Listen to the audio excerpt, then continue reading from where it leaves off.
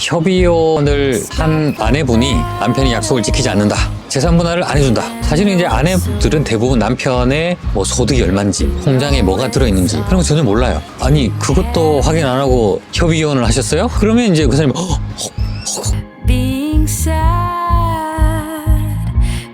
안녕하세요. 푸른 날 채널의 최동훈 변호사입니다. 오늘은 협의혼 할 때 재산 분할이나 양육권, 양육비 이런 다툼에 대해서 어떤 점을 주의해야 되는지 얘기를 나눠보겠습니다. 협의혼을 한 아내분이 저를 찾아오셔서 남편이 약속을 지키지 않는다 라고 이제 고민 상담을 하셨던 사례인데요. 어떤 약속을 지키지 않았느냐, 재산 분할을 해주기로 했는데 재산 분할을 안 해준다, 갑자기 연락도 안 된다. 양육권도 뭐 딸을 엄마가 키우는 것으로 합의가 끝났는데 말을 바꿔서 애를 뭐 자기한테 보내라, 자기가 그 집에서 애를 키우겠다, 그리고 양육비를 오히려 나한테 달라, 뭐 이런 식으로 엉뚱한 주장을 했던 그런 남편 때문에 재산 분할도 받지 못하고 양육권을 또 뺏기는 거 아닌가, 양육비도 못 받았는데 어떻게 해야 되나, 이런 고민을 안고 저를 찾아오셨던 분의 이야기입니다. 협의혼을 하고 재산 분할 해주겠다는 약속을 지키지 않는 사람이 가끔 있을까요?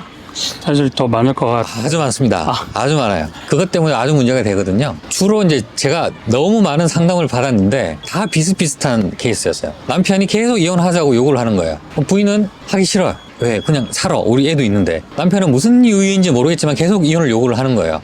집에도 잘 안 들어오고 생활비도 막 끊어요.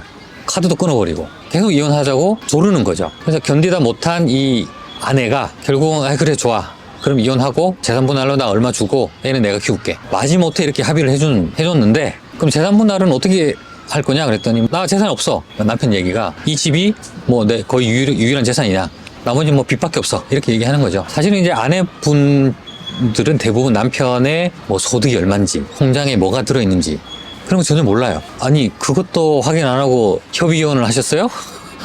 그래서 남편이 쫄라서 어쩔 수 없이 그냥 도장 찍었다는 거예요. 그럼 재산 분할은 어떻게 하기로 하셨어요? 물어보면 아파트 팔아가지고 반 준대요. 물론 이제 빚이 좀 있겠죠. 팔아서 빚 갚고 남는 거 절반씩 나눠준대요.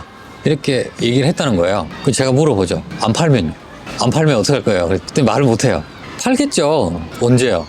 20년 뒤에요? 30년 뒤에요? 30년 지났는데 안 팔면 어떻게 하실 거예요? 그러면 이제 그 사람이 이렇게 되는 거죠. 그것까지는 생각을 못 했다는 거죠. 보통은 기간에 대해서는 생각도 못 하고. 네, 그냥 팔고 바로 나눌 수 있을 줄 알았던 거죠. 그런데 대부분 남편들은 어떻게 하느냐, 협의혼 도장을 딱 찍는 순간 일단 연락이 안 돼요. 잘. 평소에 전화되고 카톡되고 계속 이혼하자고 연락하던 사람이 이제 전화가 안 되는 거예요. 그러면 이 아내 입장에서는 이제 뭘 해야 되느냐, 재산 분할을 받아야 되잖아요. 을이 된 거예요. 처음에는 막 남편이 막 좀 해줘 이렇게 부탁하다가 도장 찍고 난 다음에는 이제 부인이 남편한테 재산 분할 좀 해줘 막 이제 이렇게 되는 거예요. 가불이 바뀌어버린 거예요. 연락이 되면 그나마 다행이에요. 연락이 되면 그래 지금 잘 안 팔려가지고 그러니까 좀 기다려봐, 지금 내놨으니까, 부동산에 내놨으니까 팔릴 거야, 뭐 이렇게 얘기하는데 그럼 좀 기다리죠.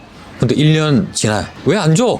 부동산 경기가 요새 안 좋아가지고 안 팔리네? 뭐 이렇게 변명을 하는 거예요. 근데 나중에 알고 봤더니 팔 생각이 없는 것 같아요. 그러면 이제 아차 싶은 거죠. 이러다가 이게 1년 가고 10년 가고 결국 내 재산 못 받는 거 아니야? 이런 생각을 그때야 하는 거죠. 좀 문제인 것이 협의혼 할 때는 재산 분할을 어떻게 한다라고 이제 쓰는 그런 칸이 없어요. 협의혼 신청서는 그냥 이혼한다는 칸 있고, 자녀에 대해서 뭐 누가 양육하고 양육비 얼마 줄 건가, 면접교섭 어떻게 할 것인가에 대해서 쓰는 란만 있어요. 재산 분할이 어떠고 뭐 위자료가 어쩌고 그런 거를 쓰는 칸조차 없거든요. 그런 것들은 협의혼 담당하는 법원에서는 신경조차 쓰지 않는 거예요. 그것들은 당신들이 알아서 하시오라고 그냥 하는 거예요. 그런데 착각을 하죠. 보통 이혼하니까 법원에서도 당연히 이거 다 해주겠지, 그런 막연한 생각에 그냥 협의혼에 덜컥 이렇게 도장을 찍어버리거든요. 그래서 재산 분할이나 위자료 같은 이제 돈 문제가 끼어 있는 사건이면 협의혼 하는 거는 굉장히 신중하셔야 됩니다.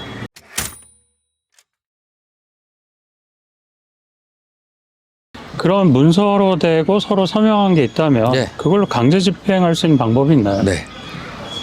그래서 제가 여쭤보면 한 절반은 아무것도 안 썼어요. 대책 없는 분들이죠. 아무것도 안 쓰고 그럼 뭘 믿고 도대체 이혼하셨어요? 그러면 남편 말을 믿었대요.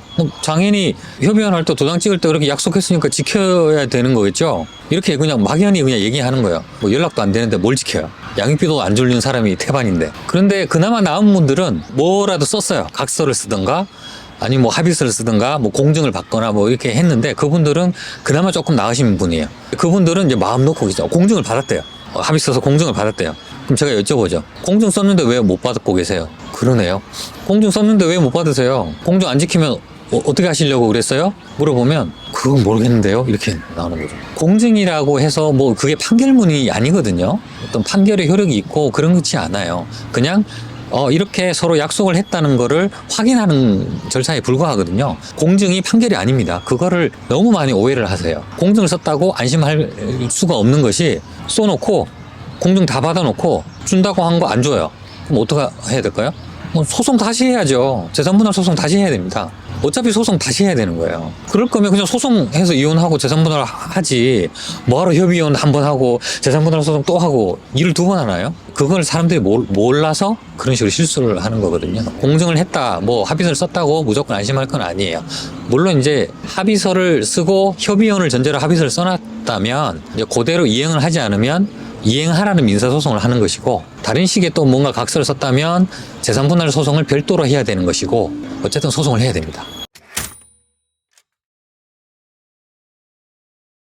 협의이혼 하면서 압류는 잘 하지 않죠. 보통 이제 가압류를 하거든요. 실제로 내가 돈을 받기 전까지는 이거를 좀 묶어놔야겠다. 뭐 이혼 소송할 때 많이 가압류 하시거든요. 그런데 협의이혼 할 때는 그런 거 안 하죠. 서로 다 협의됐다고 생각하는데 그걸 못 믿어서 뭐 가압류까지 하고 이렇게 하시는 분들이 거의 없죠. 물론 하셔도 됩니다. 해놓으시면 더 좋죠. 네. 할 수는 있는 건데 할 수 있습니다. 생각을 안 하시는 거예요. 그거하고는 상관이 없다고 생각하실 수도 있죠. 그런데 더 좋은 거는 재산 분할 문제가 껴 있는 경우에는 협의이혼은 가급적 안 하시는 게 좋아요. 재산 문제가 없고 그냥 이혼하고 자녀 양육 문제 정도만 있다. 분할할 재산은 없다. 그러면 협의이혼 하셔도 됩니다. 그런데 재산 분할을 반드시 해야 되고 금액도 상당한 경우에는 협의이혼을 하시면은 오히려 곤란한 상황이 생길 수도 있어요.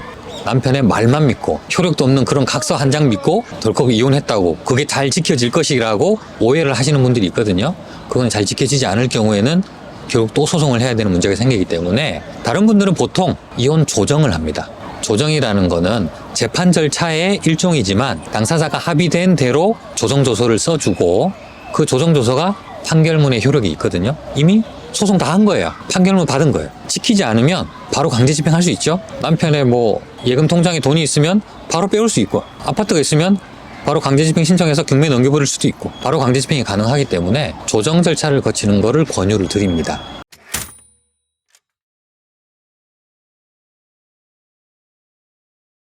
네. 재산 분할 소송은 협의이혼 신고를 한 날로부터 2년 안에만 할 수 있습니다. 그래서 어떤 남편들은 그걸 알고 2년 동안 계속 막 시간만 끌다가 2년을 넘겨버리고 마음대로 해, 배째 뭐 이렇게 하는 사람들도 있거든요. 아내들은 그걸 모르고 있다가 한 2년 넘어서 이제 뭐 안 주나 보다 소송해야겠다 싶어서 알아보면 이미 기간이 지난 거죠. 못하게 되는 경우도 있어요. 그런데 재산 분할이 아니라 이제 뭐 양육 문제가 또 있을 수도 있거든요. 근데 협의이혼 할 때는 양육권을 누가 가질 것인지 뭐 양육비를 얼마 줄 것인지를 정합니다. 그게 이렇게 체크하는 란이 있기 때문에, 그래서 협의이혼 할 때 그렇게 정했다면 그건 일단은 효력이 있는 것이고, 그걸 바꾸기 위해서는 친권이나 양육자 변경을 해달라는 변경 소송을 변경 심판 청구라고 하겠죠. 근데 변경 심판을 요구하는 이제 재판을 따로 해야 바뀌고요. 물론 이제 협의로 바꿀 수 있어요. 내가 키우기로 했는데 변경하는데 내가 합의해줄게, 이제 데리고 가, 이렇게 해서 합의할 수 있는데 그런 경우는 사실 거의 없죠. 서로 키우겠다 이제 또 이렇게 되면 그 변경을 요구하는 쪽에서는 이제 심판 청구를 다시 해서 재판을 받아야 바뀔 수가 있는데, 바꾸는 거는 이제 쉽지는 않죠. 사실 실무상 바꿔야 될 만한 이유가 있어야만 바뀌기 때문에 그것도 제기해야 되는 기간이 있는 거고. 그거는 제기할 수 있는 기간은 없습니다. 미성년자가 이제 19세까지니까 19세 이전이라면 언제든지 하실 수는 있어요.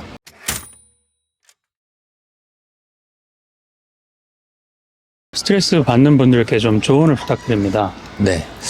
협의이혼은 굉장히 이제 빨리 서로 다툼 없이 이혼 절차를 마무리할 수 있는 좋은 제도라는 건 이제 분명한데, 문제는 이제 재산 분할이 껴 있을 경우에는 어떤 재산을 반드시 받게 된다는 그런 담보가 없기 때문에 협의이혼 제도를 이용하시는 거는 조금 신중하게 고려하시고, 가급적이면 이혼 조정 제도를 통해서 협의한 대로 조정 조서를 받아서 마무리하는 쪽으로 진행하실 것을 제가 권유드리고, 조정 절차를 거칠 경우에 장점은 이제 뭐 재판을 따로 할 필요 없이 바로 강제 집행할 수 있다는 장점이 있고, 또 변호사를 선임해서 조력을 받을 수가 있습니다. 협의위원 할 때는 변호사가 관여를 못 하거든요. 그런데 뭐 조정 절차에 들어갈 때는 그 문구를 어떻게 쓸 것인지에 대해서 변호사가 이제 다 사전에 검토를 다 하기 때문에 분할 뭐 액수라든지 분할 받는 방식이라든지 이런 것들에 대해서 변호사의 도움을 받아서 처리하는 것이 좋을 것 같습니다. 오늘은 협의이혼을 하실 때 재산 분할이나 양육권 이런 쟁점에 대해서 어떤 점을 주의해야 될지에 대해서 간략히 얘기를 나눠봤습니다. 조금이나마 도움이 되셨으면 좋겠습니다.